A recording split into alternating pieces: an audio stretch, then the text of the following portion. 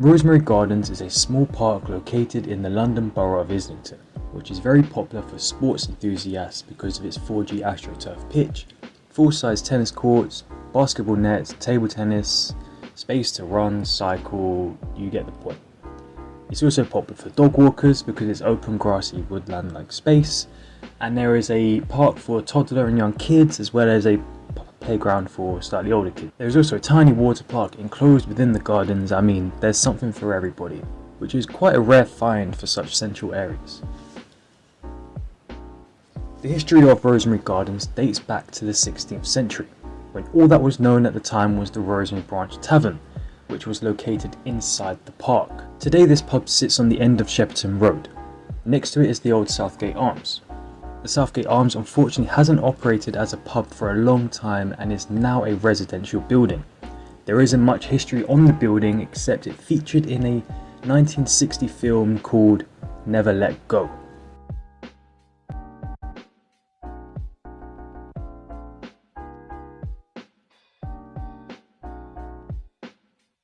The Rosemary Branch Tavern was built in 1594 and served as a place for people who were travelling in and out of the city with their horses to stay overnight and have a drink. The tavern was actually located geographically inside where Rosemary Gardens stands today. In fact, the area was considered to be part of the suburbs of London, with farmland surrounding it. Over time, the tavern became a popular spot for Londoners to gather, and it continued to operate as a tavern for nearly 200 years. In 1783, the White Lead Works took over the area surrounding the tavern, but the tavern itself remained intact. Between 1786 and 1792, the White Lead Works built 2 mills inside Rosemary Gardens.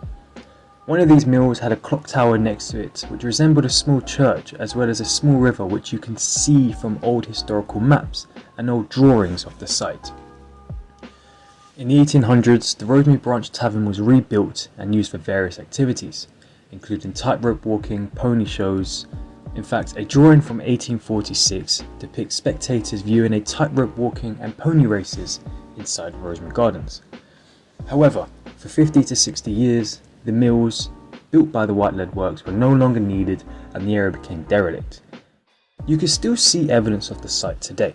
The cobble street entrance to the park exists in this 1957 photo of the mills.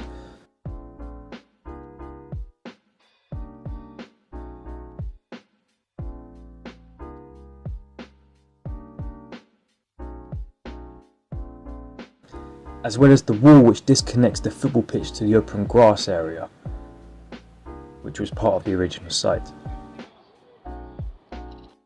There are also horse tie-up rings which still exist on Southgate Road, as well as the old school fencing that surrounds the park. As time passed, the area continued to evolve. Streets that once existed in the area, such as Lampeter Street and Cardigan Street, are no longer there.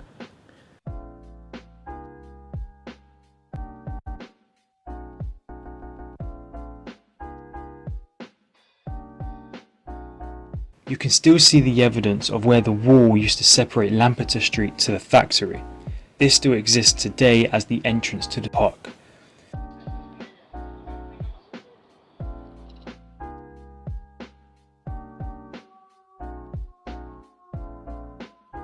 The path on the right hand side of the park, which runs parallel to Southgate Road, used to be Rosemary Street, where at the end of the street was a wall to separate the road from the factory. The mill was still in use during World War II, where it used to produce white lead that was used as camouflage paint for warships. The factory was a target in 1940, but the bomb failed to explode. In 1945, however, a V-2 rocket killed 2 workers and caused enough damage to lead to permanent closure. After the war, less toxic alternatives were found for the pigmentation of paint, where the site that had housed the mill and the factory producing white lead then became Rosemary Gardens. The area was then demolished. More recently, in 2008, the then barren football pitch that consisted of sand and stone was renovated by Barclays and Arsenal, which created a new modern state-of-the-art football turf for Rosemary Gardens. It was actually opened by Arsene Wenger himself, as well as the mayor of Islington. This pitch still stands today, and Rosemary Gardens is often invested further and renovated all the time. pitch just across the way there.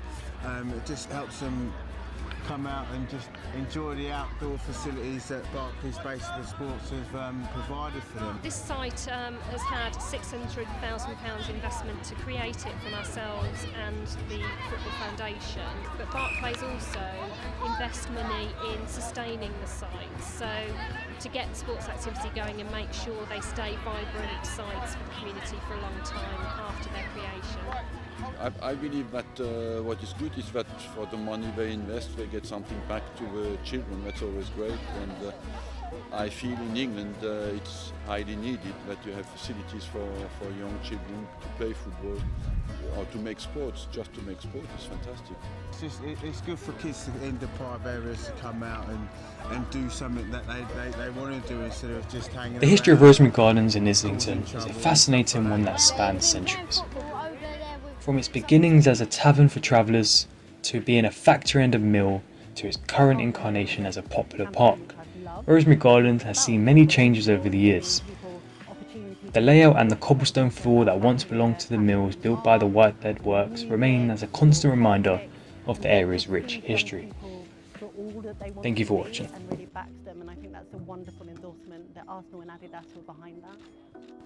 Also, if you've made it this far, I'd just like to say I am not a historian and I am not a natural presenter, so if there's anything here that is incorrect or if there's anything here that doesn't make sense, then please ask me and I can clarify anything. Also, if you want any of my sources, just let me know and I can dig through the 150 tabs I've opened and find the correct one. Yeah, cheers. Emil Smith Rowe and Gabrielle Martinelli, and obviously we got the icon right as well.